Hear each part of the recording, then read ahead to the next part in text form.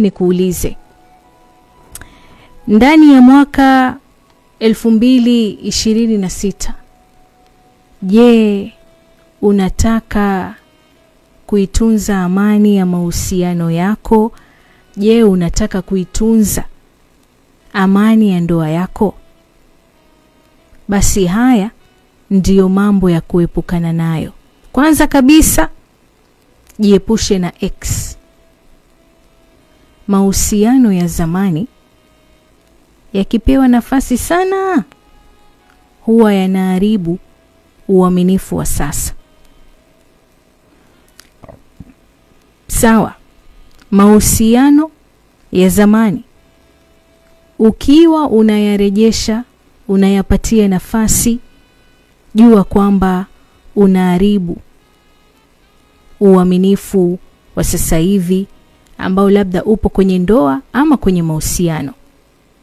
Jambo la pili ambalo unafaa kuachana nalo ili kutunza amani ya mahusiano ama ndoa, usitumie ukimya kama silaha.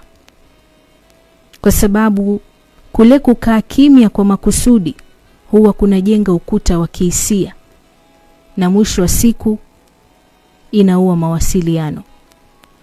Lakini jambo la tatu ambalo unafaa kuachana nalo ni kumlinganisha mwenzako.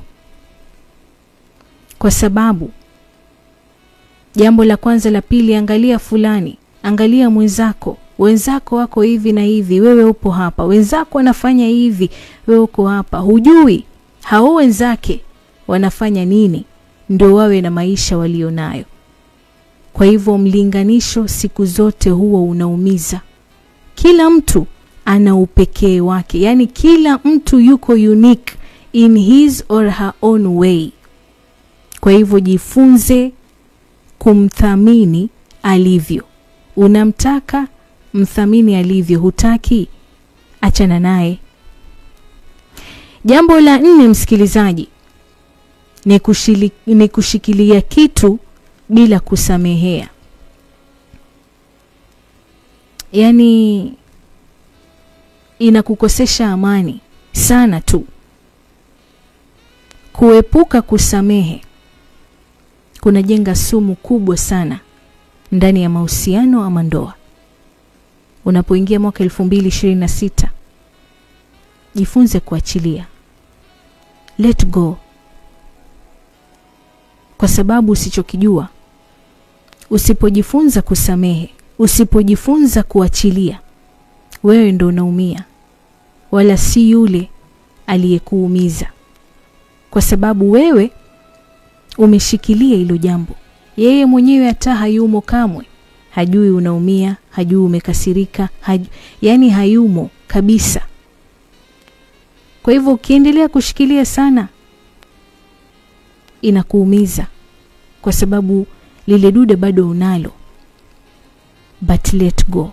Jifunze kabisa kuachilia. Jambo la 5 na la mwisho, msikilizaji, ni kuwa na kiburi hata inapobidi kujishusha. Jamanini, mahusiano ama ndoa inahitaji unyenyekevu. Kibri, ego huwa inaua sana mapenzi taratibu. Na kibaya zaidi ni kwamba kila mtu kwenye mahusiano ama kwenye ndoa, migogoro ikitokea, anataka kuwa mshindi. Mwaka 2026 unapoingia, jifundishe kufinika kombe mwanaharamu wapite. Sio kila mgogoro unahitajika uwe mshindi. Sio kila vita vikitokea katika ndoa ama mahusiano unataka wewe vile vita uvishinde. Hapana. Kwa amani yako, utulivu wako wa nafsi, kwa amani ya ndoa na mahusiano ulionayo, basi hakikisha unajishusha. Sawa? Okay.